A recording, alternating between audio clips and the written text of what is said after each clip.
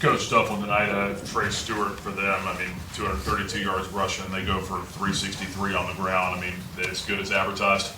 I mean, obviously he did a great job. We had a hard time tackling him. I thought we did a better job because I think he had 192 at the first half. Right. So I mean, we held him in the second half to 40-something yards. So we did a way better job in the second half. Of not letting him break some tackles and things, but great player, and they do a good job. With the quarterback's a hard, tough player. I mean, he ran the ball 20 times,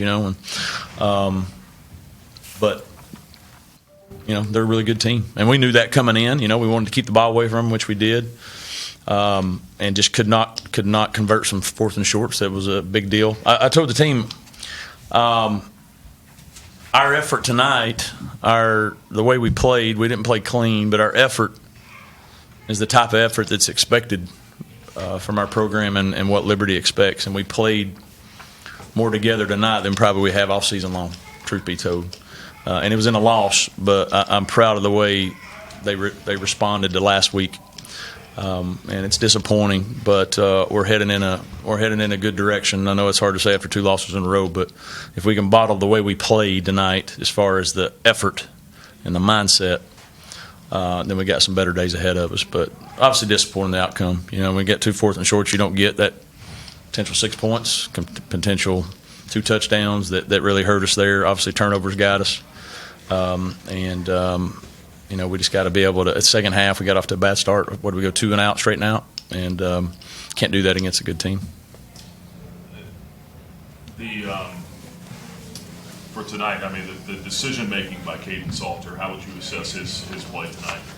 Obviously, we made and I don't necessarily was decision making. Made a couple of throws that were behind some guys, and had opportunities. Obviously one got picked a little bit late, throwing it behind the guy a little bit there. And so not necessarily a decision. I think where he went with the ball was right, but the timing was off from some of those standpoints. I thought he played tough from there. Obviously, when you're limited, we were out 3 starting wide receivers. So and a lot of the guys that were, playing, that's the majority of snaps are playing for a lot. And so we tried to be wise in what we asked those guys to do and try to put them in some situations where they could be successful. But I thought he played tough. Obviously, there's some things he needs to improve. Missed some throws on third down that we could have continued some drives. We also made some nice runs when we needed some runs. So, it was probably a typical game for him. That last 4th and 1 there, first, did you think about kicking the field goal, and secondly, what did you see as far as what happened on the play? No, we were drawing them offsides, and we didn't execute the call. The coaches did not execute the call the way it should have, and so we had mixed signals. Some guys knew we were not snapping it. Some guys thought we were snapping it, and so one of those things where the coaches, we put our team in a bad spot right there.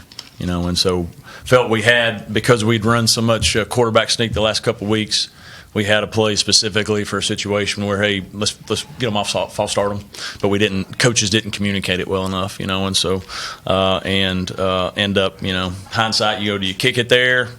We thought we had them on the ropes a little bit. You get that, you continue to milk the clock a little bit, you go up, they have to go down the field. So, but didn't work out, and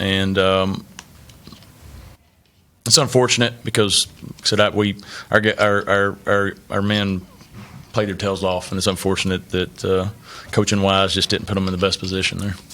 You mentioned you were missing the 3 receivers. Obviously, there was one instance where Juju Gray and Caden Salter were off timing wise a little bit. How much of an impact did not having those 3 guys have on your offense? Did it change a lot of the game plan, kind of going into it? What was that?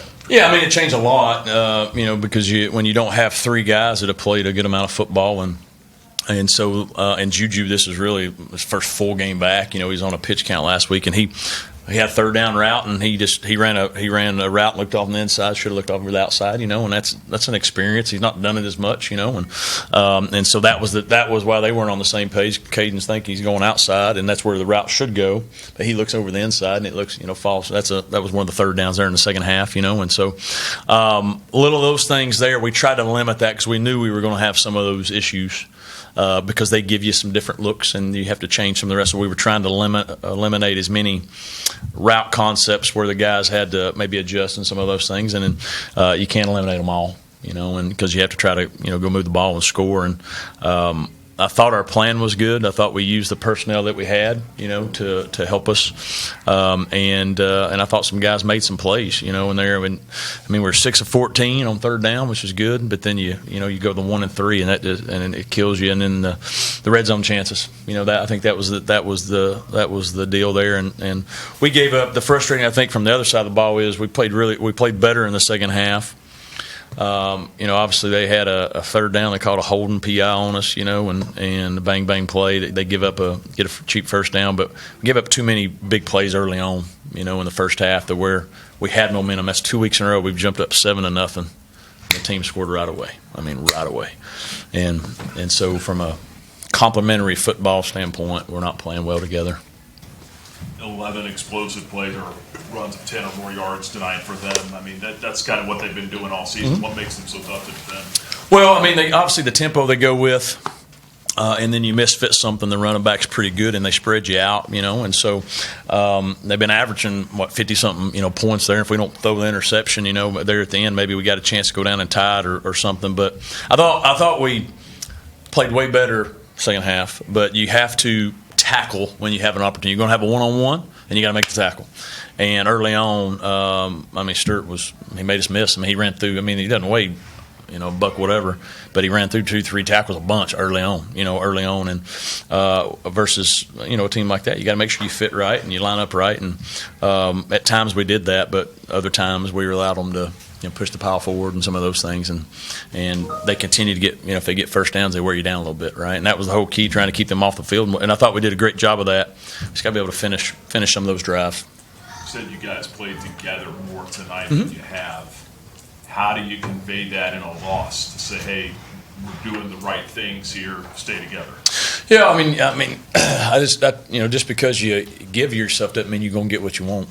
That's what I told them. But this was, in my opinion, and again, it's my responsibility, but my opinion, I think it's the first time for a 4-quarter game.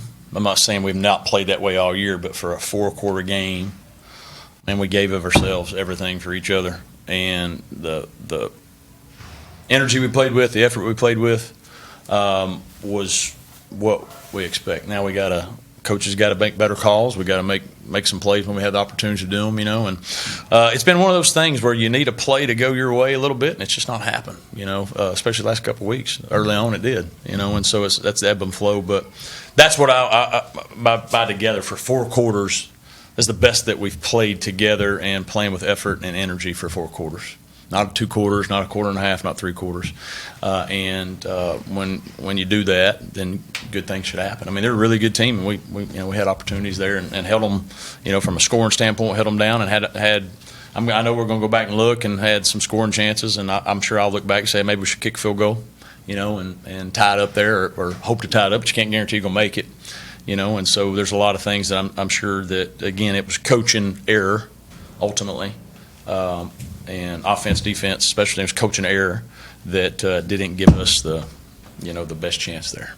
Expectations on this team are obviously very high. It's going to be difficult. Need some help to get back in the conference championship race. Now, you mentioned last week about concern about it spiraling from here. Are you concerned about that now? I believe we've got good character people in there. I believe they're hurting. And I expect them to come back and I'd be disappointed, but we're all disappointed in life. You don't get the job you want, don't get the promotion you want. You have to respond. That's what being part of growing into being a man is, being a responsible man and being a champion.